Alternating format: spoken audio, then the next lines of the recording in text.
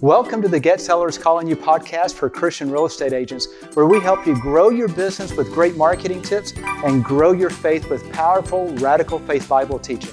I'm Beatty Carmichael, and I'm glad you joined us. Today, we're going to be talking about growing your business with some great marketing tips. So, let's get started.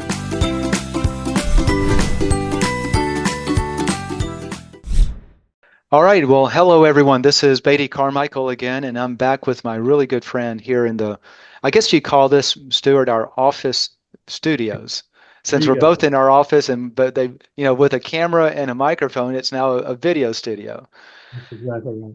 So, but most y'all, if you've been on my podcast at any length of time, you have definitely heard Stuart Sutton, some from years past, as we've been putting out. Stuart, you don't know this, but 2013 when you did and 2014 when you and I did the master class programs for mastermind marketing, I and they remember were that. done. Yeah, they were done by telephone because we didn't have Zoom back then. So we've periodically been going back to the oldie and goodie archives of those calls because just the content is so perfect. I mean, it's marketing works regardless of when you do it. That's So. great. I could probably learn something from those. Yeah, you can. All you have to do is listen in on my podcast, and you can hear yourself. Well, I'm not sure how exciting that would be, but hey, you never know. You never know. So, and for those of you listening in, this is actually a Zoom call. It'll be posted on YouTube. But anyway, let me officially welcome you, Stuart, and thank you for joining us again. Well, thank you for having me. I always enjoy these. I do too. And um, we won't recap the last 30 minutes we've had jabbering back and forth on different marketing stuff. But I wanted to tee up for our visit today. Um, how do you move into the new year? Okay, so just set the stage. Right now, it's late November 2024.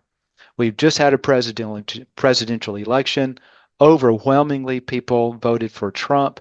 There's going to be a new administration. It appears interest rates will be coming down. We don't really know. It appears there's uncertainty in the market ahead. Is it going to be great? Are we going to hit a financial recession or something worse?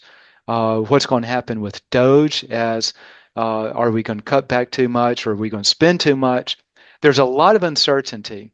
And I remember one of the things that you mentioned on one of our wonderful calls back I think it was at the onset of COVID and the lockdown. And you said, the one thing that's certain is uncertainty. These may be my words. And with uncertainty, people are still going to sell real estate, right? So we're back to nothing's going to change on the real estate side generally. So with Yeah, and that, I remember in the COVID era, the market ran at about 55%. So all we had to do truly was adapt. yes. So I know this is hard to believe, but our production didn't change much during that time. Even though the market went to 55%, what we did was adapt with the number of listings that we managed and that we helped people with. So if the number of listings in the market decreases, you've got to increase your share of those listings if you want to make the same number of sales. Hey, let me ask you something. I don't know if you have this information available or if you'd be willing to share it if you do. I remember on one of our calls at that time, I was asking you about how to handle business in a market shift. And you went back to, decades ago, and you recounted every shift, including from this is going to date you, sorry, Jimmy Carter days. Okay. And Oh, on through. I think that's before me. Was it? Okay. Well, I thought you were talking about interest rates were at 17 or 18% at one time. Well, I, that is true, but that was in the 80s, which is when I started. okay, great.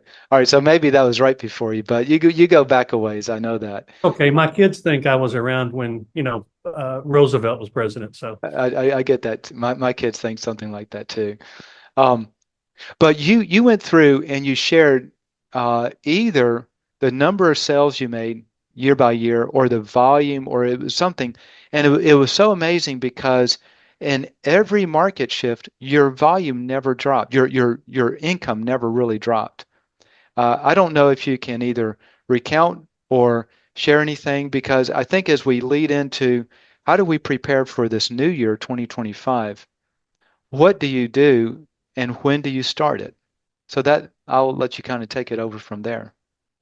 Well, it's never too late. I mean, it truly is never too late. And we kind of had an off mic discussion that when I ran a real estate office, we would have a New Year's party on September the 30th. And the Really? reason we was because, yeah, I mean, the hats, the blowers, everything. We had a New September Year's, 30th.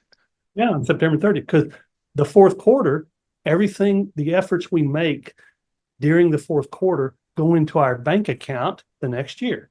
So we pretty much treated it as if, okay, what we're doing now has everything to do with how well we do next year. So we always started the next year in the fourth quarter. It's not too late now, though. I mean, this is, we're approaching December, but one of the reasons that we always had a very strong start to the year, I still remember February's when I had so many listing appointments that my wife hardly saw me during the day because again, I make the claim, which is true, that I've not worked weekends or evenings in during most of my career. But I had so many listing appointments in February. Well, how does that happen? Well, that's because you market in the fourth quarter. And Hmm. a lot of people, they get past the first of the year, all kinds of things going on. Kids are going back to school. And they are thinking about spring, but they've been getting my marketing. So part of my marketing says start early. So I get those February listing appointments and we put them under a listing agreement and they go on the market in March or April or May or whatever the case is. But that happens during the fourth quarter because of the efforts that were made and the exposure that was done during the fourth quarter of the year. That's really fascinating. So, because I know most of the agents that we work with, they start their year by starting their marketing in January. Right. And they're going to be a victim of the lag time. So if let's just say home seller sitting there in their home has gotten marketing from me in October, in November, in December, in January, in February, and so February the 16th they pick up the phone to call somebody. They're going to call me or the person they've got one mailing from in January, Well, or that saw makes a one lot of sense. saw the YouTube starting in January, whereas have they seen mine for all those months? Now that's really not fair because we do market year round. We don't just shoot for that. But I've always had this personal policy. I increase my marketing budget in the fourth quarter. I always have, and probably always will as long as I'm in real estate. That's really fascinating. When you increase your marketing budget, what do you do? Can you maybe peel back the onion a little bit about what do you personally do that you have found most successful? And and then when you increase your budget, where does that money go? So you've really got two ways to increase your marketing budget, right? Reach more people or reach the people more often. Okay, Those are both valid. I don't think there's any doubt about that. And I feel strongly about targeting and making sure that you have the very best prospects that you're targeting. I'd much rather reach a very qualified group of 1,000 than a generic group of 10,000, you know. that makes Um, sense. so when you increase your marketing budget, you either increase the frequency or you expand the number of people that you're reaching. Both are valid. And you'll just kind of learn as time goes by what works best for your particular situation. If you've got a fairly large marketing database anyway, it may not make a lot of sense to expand that. So what you do is you increase the potency and the frequency. In other words, you increase either the number of times they're seeing you or the various ways they're seeing you. Um, and with today's environment, there's so many ways that can be done. I think one of the mistakes agents make is trying to do too many things. We really focus on a few things, and we do those few things very, very well. I remember talking about reach and potency. There was a guy talking in a similar topic, and he was saying you can market to 1,000 people one time or 100 people 10 times. It's the same marketing cost. Right. Generally speaking, from your perspective, what's the better use of the cost? 1,000 people one time or 100 people 10 times? Well, it's I've proven it over and over and over and over and over, and I learned it from somebody else, just like you did. But it's the 100 people 10 times. Yeah, and I'll give you a quick example. The quality of the group is incredibly important. Um, so if you even if you have two very generic groups, the 100 10 times is better than the 1,000 one time. But the quality of the group is very important. And you remember a neighborhood that I farmed for a while, and you remember that I pulled out a micro list, and you Right. you actually termed that. I called it micro niche. You termed micro list, which I like better. So let's just say, and we're not just going to say this. This is actually the case. 971 people within the database of the geographic farm. 73 of those people had their home expire over the last 3 years and had never relisted. 1 year period, 971 people, or 971 minus the 73, brought in 7 listings. 73 people brought in 7 listings. Wow. There's the proof right there. Because those 73 received more mailings and more pertinent, more potent mailings. In other words, we weren't just saying we have a solution to your problem because we are very, very experienced in this geographic area. We were saying, hey, we're experiencing this geographic area and in your situation of having a home that failed to sell. So we were hitting that particular consumer with two areas of expertise that both matched up their situation. That's really fascinating. So for the person who's listening to this, um, let's take two people that's listening. One has a database of some sort that they market to in some capacity. Like I've got up on I keep all the real estate postcards that come to my house, right? And I keep them for years. I And do. would you like to guess? Now, I live in a real nice area of town, okay? And this is the luxury market that they where I live in. Would you like to guess how many postcards I get every year? Yeah, let me guess. Or You let mean me, how, a how, month how or many agents do you different think agent? mail me at least one postcard a year? Um, 6. I think it's four. Okay. And then out of those four, how many total postcards do you think I get a year? 3. I get right at 20. One guy sends one postcard. It used to be once a month. Now he's down about once every 2 months. So that gives me six from him. One lady sends two, and then I've got one or two others that send, I think, one each. So maybe that's 10 or 12 postcards in a year.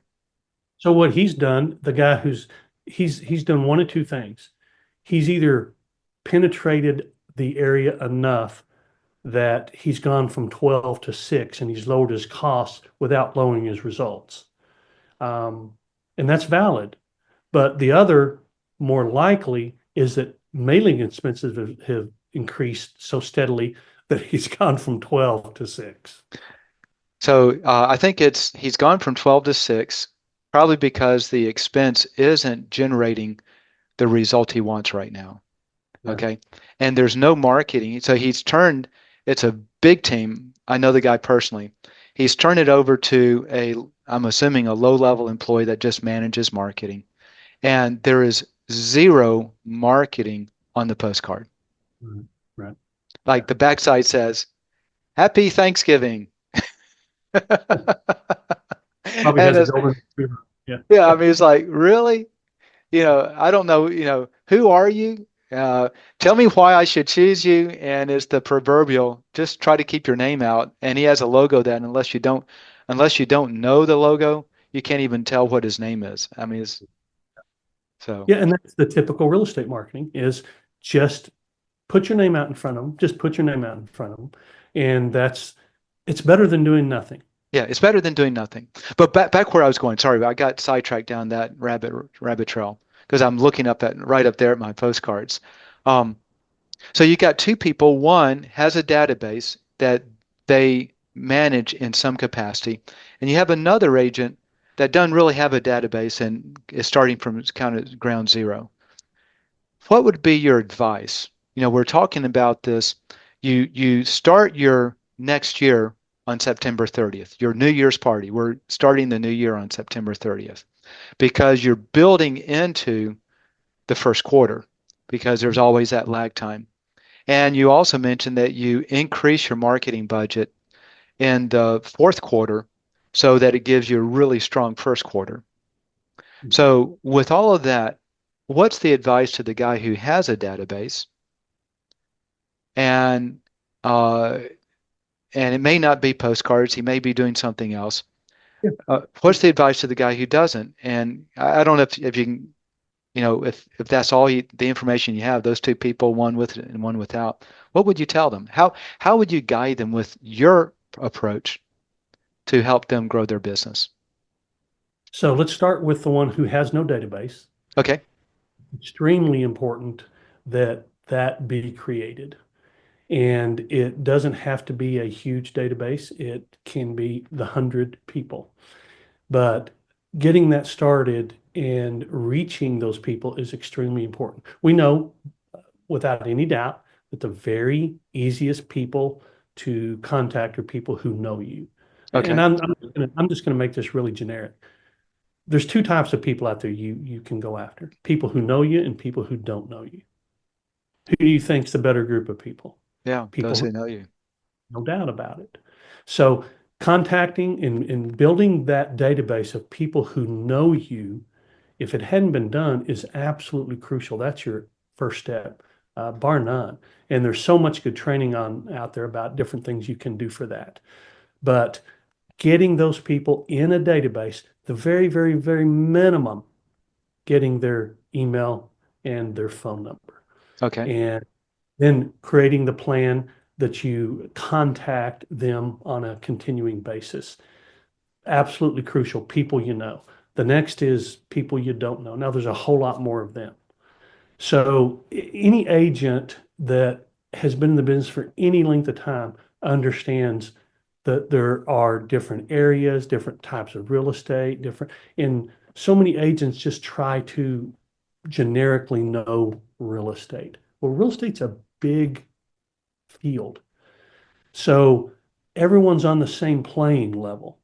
And the reason farming was so popular for so long, and I just don't see too many agents who really excel at farming anymore, but the reason it was so popular for so long, and still is for those who understand it, is because you've taken yourself to the next level. You've raised yourself above everyone else. You're no longer on a level playing field. You know more about the neighborhood. You know more about the amenities. You know more about the people who live there. You know more about the floor plans. You know more about the builders. You know more about that particular area. So you've increased your level of expertise. But I find a lot of people don't leverage that expertise the way they should. I am more of a fan, as you know, of a property type, Right. of knowing a type of property better than anybody else. And I've just seen too many examples of this to have anyone say anything except there's nothing but a benefit to becoming an expert in a particular type of property so that you know that type of property better than anybody else does. So if someone doesn't have a database, number one is people who know you, and we call that sphere of influence or past clients. Number two is become an expert. Could be in duplexes, could be in condos, could be in riverfront, could be in lakefront, could be in view properties, could be in gated communities, could be in golf courses, could be in acreage properties, could be in it could be anything. But understanding that there are buyers and sellers for particular property types in most real estate agents, I'm just going to use the term typical, have a typical level of knowledge about those property types.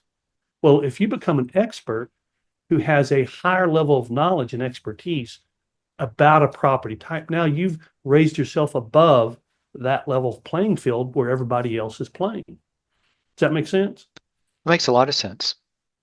Let me ask you a little bit, to go back for a moment. This putting together the list. So right now we're typically a slow period, I would think, for most real estate agents. Um, to get this list put together, you mentioned it's the most important thing. If you were coaching an agent who doesn't have a list, what percent of his focus and time would you tell him to put into making that list happen? Does that make sense what I'm asking? Absolutely. So that's a pretty big question because I don't know what else that agent might be doing to generate business, but that's pretty big. I mean, Okay. that should be priority. Now, here, I mean, we're all wired different. Yeah, There's only a few ways I think that people are wired, but most people fit into different categories. I think most people get overwhelmed by a huge task. Okay, but I still remember many years ago. I'm not going to date myself like you tried to, but um, I realized that so let's just kind of picture the world without the internet, which is how I started real estate. I know that's hard to believe for agents nowadays, but I still remember this. My mother was a real estate broker. Now I've never worked for her. That couldn't happen. Not because we're both stubborn, but I'm sure there's other factors. But she told me, she said, look, the real estate business can get very overwhelming. So, how do you eat an elephant? One bite at a time. So, when you start farming an area of 500, don't go around scrambling trying to figure out a way to get a mailing out for 500 people. Send 10 letters a day, that every day. makes perfect sense. Well, if you think about this, and I remember a guy who was talking about growing his personal sphere of influence. His goal was to meet and add someone to his database every day. It didn't sound like much, but guess what? At the end of the year, he's got 300 new people. You know what the general rule is? 300 new people, he should make 80 to 90 grand from those Wow. 300. So if he already had 300 and he adds 300, now he's at nearly 200,000. So one person a day, that's eating how to eat an elephant one bite at a time. So one of the ways that I adapt to the market, and I still remember this too, Beatty, when I was carrying virtually no listings, because when I listed one on Friday, it was under contract by Sunday. So as fast as I could list, they would sell. But I also remember a market where I had a part-time assistant and me, and I was blessed to have an agent who showed buyers when I couldn't. That was many years ago. Um, but I had 50, 60 plus listings with me and a part-time agent. You know how we service those people and how we kept them happy? How? Contact 10 a day. If you want more listings, we guarantee them an Agent Dominator. Whether you're marketing to a geographic farm, past clients and sphere of influence, a niche market, or even commercial property owners, our fully customized postcards produce up to 10 times more results than standard real estate postcards. And we guarantee your listings or your money back. So visit us at agentdominator.com to learn more. And now, back to the podcast.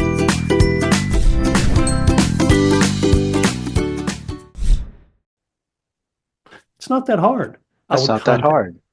them a day and say, hey, listen, here's what happened last week. we did this. This is the kind of activity we had.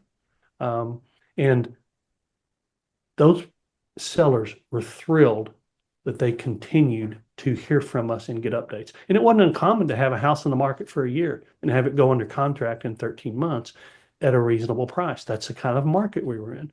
But if you couldn't service and provide communication by taking one bite at a time, then you weren't going to be able to build the kind of listing inventory you had to have in order to make a lucrative income. We just had to adapt. The market was different, but we adapted to the market in order to secure the same and earn the same fees that we did in a hot market. That's really, I won't call it brilliant, but it's not brilliant. It's just common sense. But most people don't think and they don't break it down because, like we'll talk to agents and say, "Oh, I don't have a personal contacts list. Past clients and sphere of influence." Well, you need to put one together. I know. I'm going to, I'm going to sit down and make it happen one day, and they never do because to try to go through your 100 people, you know, get all their contact information in the midst of all the other busyness of being a real estate agent is difficult, but I can do 10 a day. Yeah. And if I can do 10 a day, then in a week and a half, I've got my list done. Mhm. I love it. Yeah. Yeah. And it's Um, just, I've got several things on my plate right now that's how I approach them. I just take a little bite out of each day, a little percentage of each day, and that's going to be what I do during that time. Now, you mentioned if you don't have a list, start with 100 people that you know, Mhm. and then touch them. So now what's the touch? I've got my list. How do I start with those people that I know? Well, and again, everybody's different. You can do it Yep. by mail, you can do it by email, you can do it by text, personal phone call, personal visit. And it really depends on those people. And there, again, there's lots of programs out there, but let's just say the most important people that you are comfortable seeing in person. Grab a cup of coffee, um, or pick up the phone and visit with them. What's interesting is people in you're one of those people that I will ask for help. And I know that there is absolutely no agenda for you to help me. You just help me because that's the type of person you are. And that's the way a lot of the people we know are. They'd be happy to help us if we would ask. I still remember many years ago when I was sending letters out to my sphere of influence, and I was getting in my past clients, and I'd get referrals.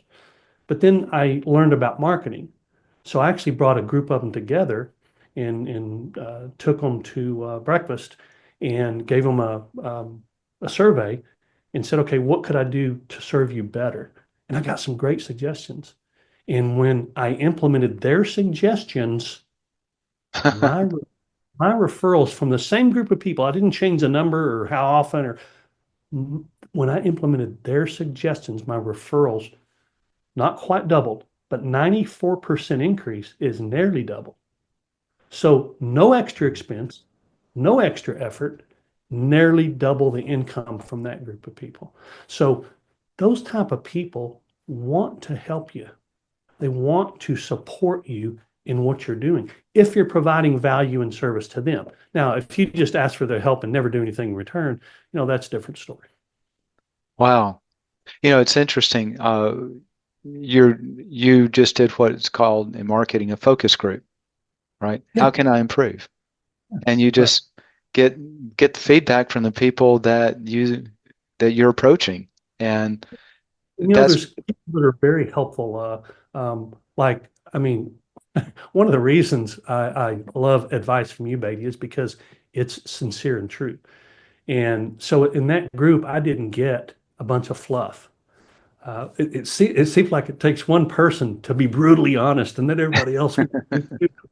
But I had some people who were brutally honest. They go, "Well, Stuart, your letters are kind of boring. And my goal is for people to look forward to what they get from me. And when they don't look forward to what they get from me, it really diminishes the result that I'm going to get from it. Now, they might do that just because they like me as a person or think I did a great job as a real estate professional. It's okay that my letter was boring. But if it's exciting, if it's informative, if it infuses emotion, all the better. So we made some changes where they looked forward to getting what we sent, and all of a sudden the referrals jumped. But the only reason I found that out was because I asked for their help. This is so funny because I remember years back when I did a lot of teaching on this type of topic. One of the teaching was, like how do you touch someone? People want to just put them on an automated email campaign and say, I'm touching them, and no one wants those emails. And then you came up with Monday Morning Coffee, which we still use. Thank you for like allowing us to use your content. But Monday Morning Coffee was like this brilliant approach of saying, here's something that they would actually want to receive. Um, and it makes a big impact. So if what type, so you're talking with this focus group and then you shifted to make your content, your letters more interesting. What did you do? What was it originally and how did you change it? So originally it was, here's how smart I am. It had lots of big words in it and lots of market content and analytical stuff because, Oh, one, wait, hold on. I have to say this. Are you talking about a market analysis postcard or something like that? no, it was actually a letter that talked about, what's going on in the market. And it was just, it was wordy in big words I got you. and that type of thing. So what they suggested was, hey, Stuart, be yourself. I read that letter. I don't read Stuart. This is like comes from an economist or something. So I basically made some changes that it just made it more who I am. I love it. I'm a fairly lighthearted person, so I'd throw some stuff in there that was, and that was back when letters. Now, obviously, when the internet came along, we moved all that online, Yeah, and we found that there are really three really important things when you're reaching out to people. And one of them is you do want them to realize and understand that you are a real estate professional. So you can send them stuff that's totally unrelated to real estate if you want to, but I think they kind of expect you to give them a little bit of real estate. So a little bit of real estate is okay, but I didn't make a whole 2 or 3 page letter real estate. And I don't do that with Monday Morning Coffee. It's literally just a quick real estate blurb. But then you want to touch them emotionally. You're creating your job really is to maintain a bond if you've already created one, or create a bond if you haven't done so yet. And the way to do that is emotionally touch them. It could be bring a tear to their eye, it could be inspire them, it could be make them chuckle, give them a warm feeling. Now, what happens when you do that is they relate that feeling to you. And they, I think I said this earlier, I want my clients to call me when they're ready to do business. And I don't want to really take a chance on losing them to somebody else. And when they're constantly reminded that I am the real estate professional and I'm giving them good feelings, touching them emotionally, and it's okay to do something that brings a tear to their eye. As a matter of fact, that's a really good thing. Um, So that emotional touch. Now the next part of that process is, do they look forward to getting it? I've had people tell me that Monday morning was the best part of their week, which it was very emotional for different people at different times. And it's not one of those things where, hey, if it wasn't for the Monday morning coffee, their life would go down the tubes. I don't mean it like that, but first thing you start the morning and you read something that's sweet or endearing or humorous or whatever, and then you start the rest of your day. But you also realize that that came from your real estate professional, Stuart, and you look forward to it on Monday. I mean, I've got people, and here's how you know they look forward to getting it. And this is why I call it my Monday morning coffee. Um, there's a few times over the years, I've been doing it for 24 years. And I remember one time I was on vacation. I always do it in advance, but that time I didn't. You wouldn't believe the calls and texts and emails I got. Where's my Monday morning coffee? They missed it. Well, if they miss it, they look forward to getting it. Yeah. Well, now I know the secret of Monday morning coffee because whenever I read it, it's either enlightening, it brings a tear to my eyes, or I chuckle. And and I never thought about it. But you're right, those are the emotions that I always associate those with. I get it from you. And so these are the feel good emotions. And now you're sending something to me that is always feel good, and I feel good about you. I never Yeah, connected that little simple marketing approach to why it was so successful. there you go. Thank you. Yeah, very brilliant. So, got a few minutes left. Let's shift a little bit to, so we've got the guy who doesn't have a database, focus on getting at least 100 people, do 10 a day, take it or whatever you can, and take it down into a bite-sized piece, and then touch them. If we do the bite-sized piece, go out with coffee with one person every day. And that means every 3 months, every quarter, you'll sit down with each of those people once. And so now you're building a relationship. Um, I did want to mention one thing that might play into this. So you shifted your letters from letters to email when email really came up, Yeah. and that makes a lot of sense. But I remember one of these marketers wanted to test the effectiveness of something in the mail versus something in email. So he wrote the same sales letter, and this guy sells products. Uh, so he sent it to his own database. He did a split A/B test. Half of his database got the letter, which cost him a lot of money compared to the email.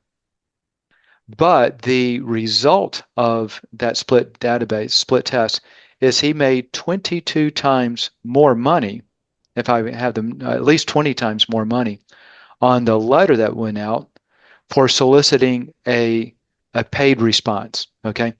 So one thing that I would encourage you to do, and if you do this, I would love to hear the results. But you got your Monday morning coffee going out, and it's costing nothing, and it's giving the feel good touches all the time. But if you ever send something out that you want a response from that person to do something with you, to refer you, to buy your product, you buy your service or anything, I would love to see if you do a split test.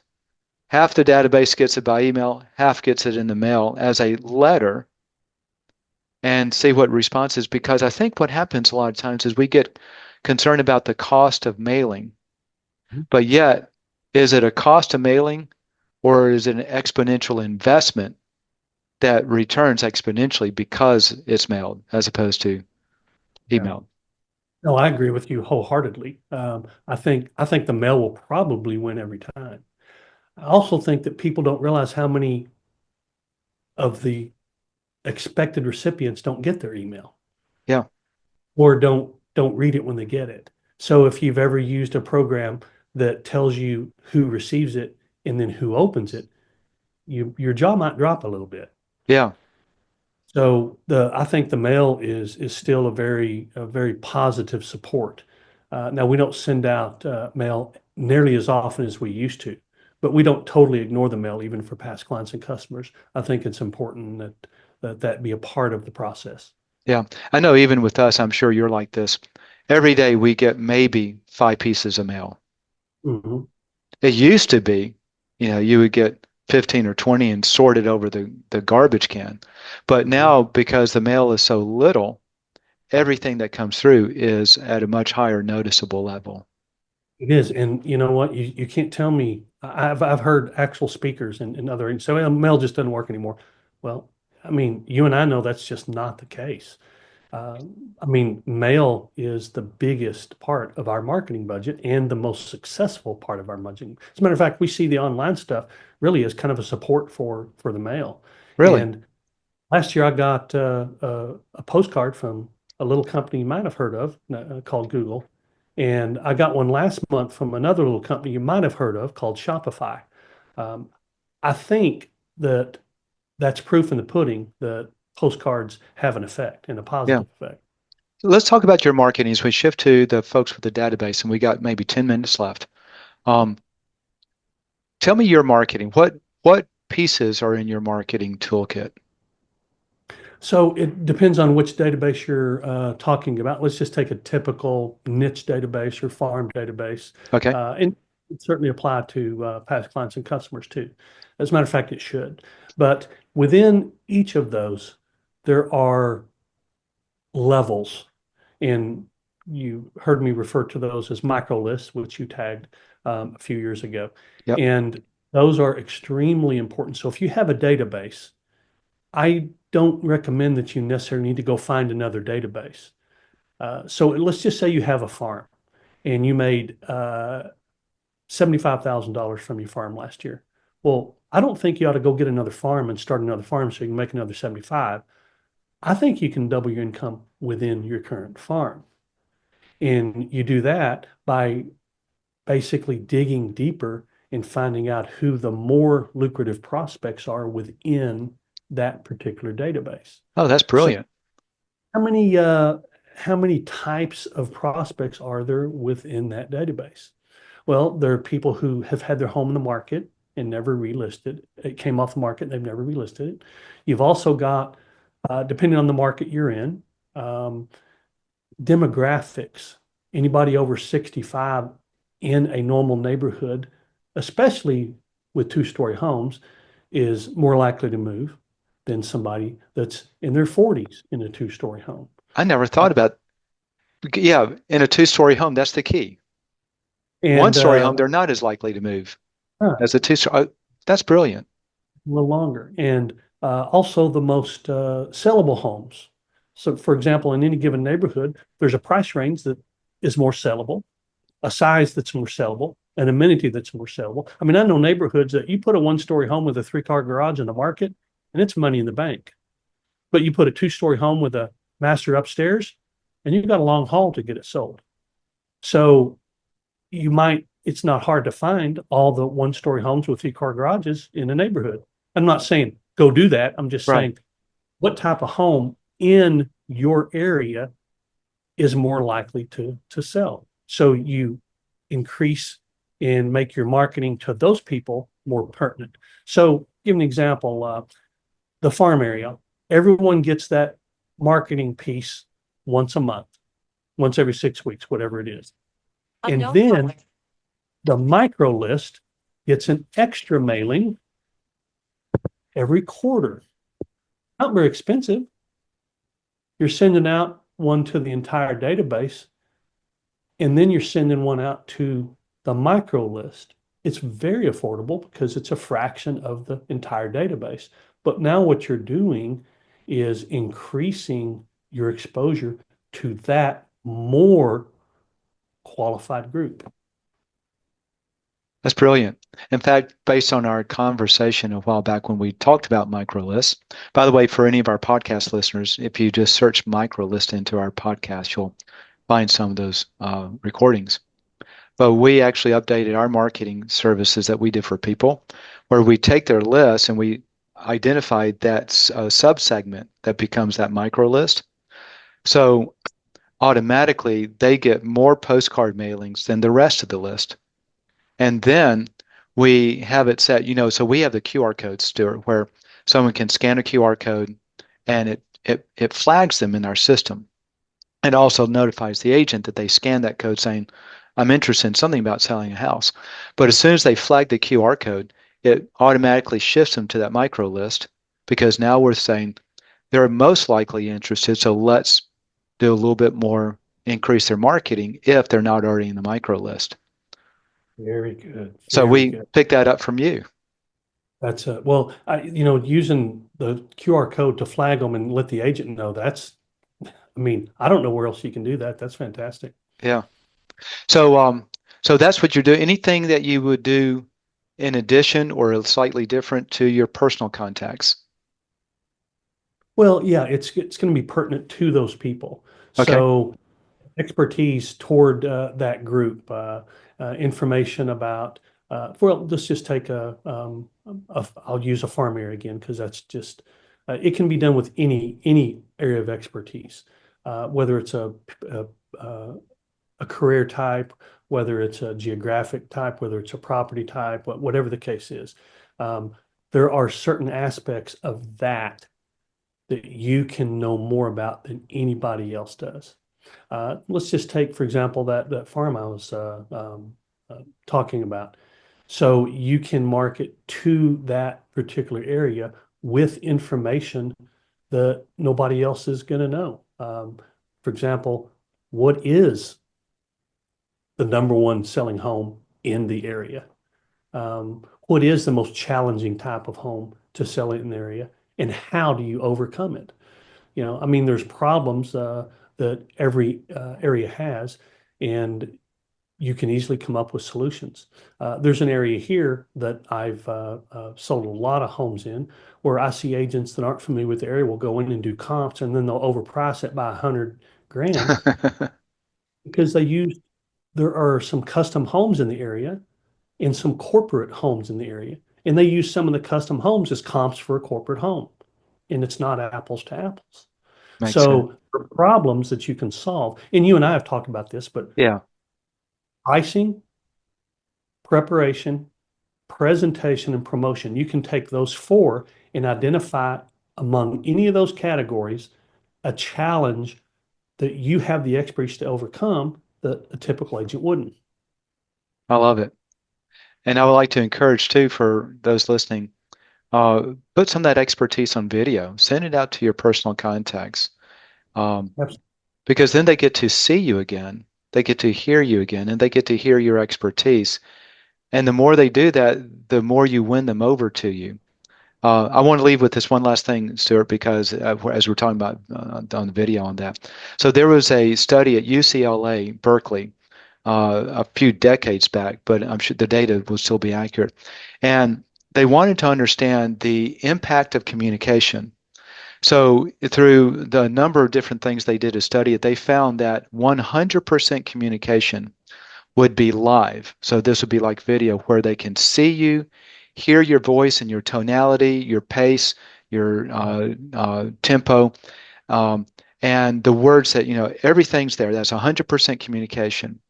If you take away the video and now all you have is the voice speaking the words, you're at 49% communication. So you're at half. But if you take away the voice and now you're only in printed content, you're only 7% communication. Wow. So to the degree that you can increase your communication level, this is why video is so important. They get to see and experience you and your expertise and your personality, and it builds trust and it communicates more than you can ever communicate just by words. So especially for your past clients and sphere of influence, send out, even like what I'm doing with a book that I have. I'm putting QR codes in there so that they can scan a QR code and actually watch me.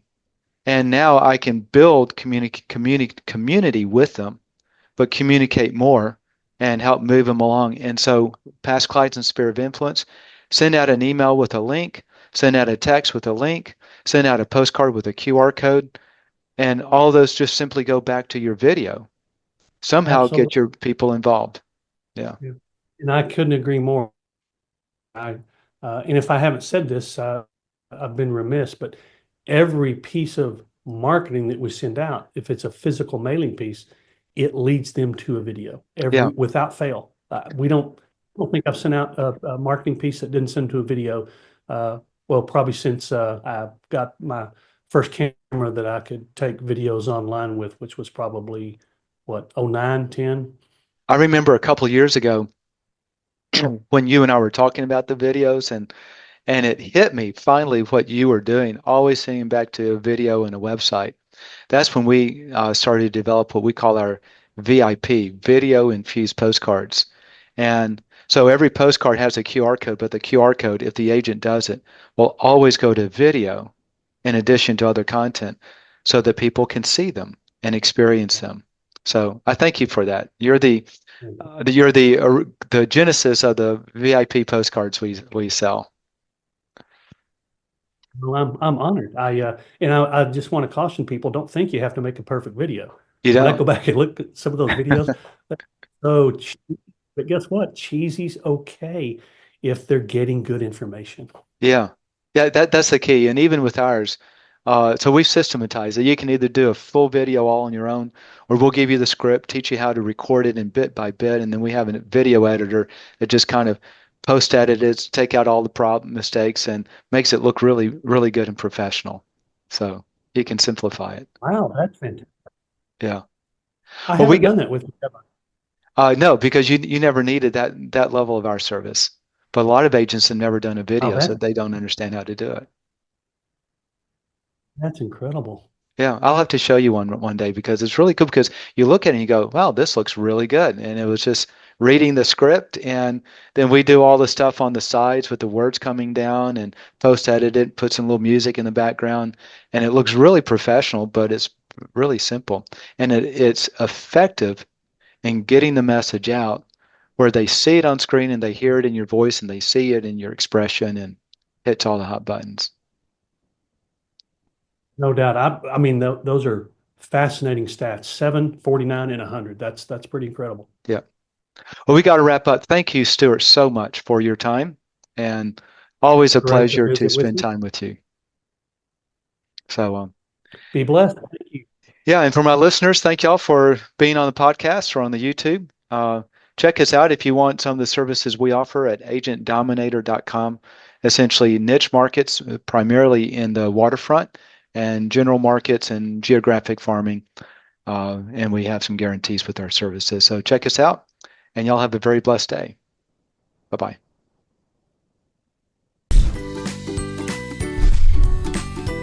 If you've enjoyed this podcast, please do two things. Number one, please share this on social media so other people can enjoy it. And number two, if you haven't already subscribed to our channel, please subscribe to either our YouTube channel or our podcast audio channel that you'll find on any audio player with your mobile phone. And then that way you won't miss another episode. Also, if you want help generating listings, please visit our website at agentdominator.com where we guarantee them or give your money back. Thanks again for listening to the Get Sellers Calling You podcast and have a very blessed day.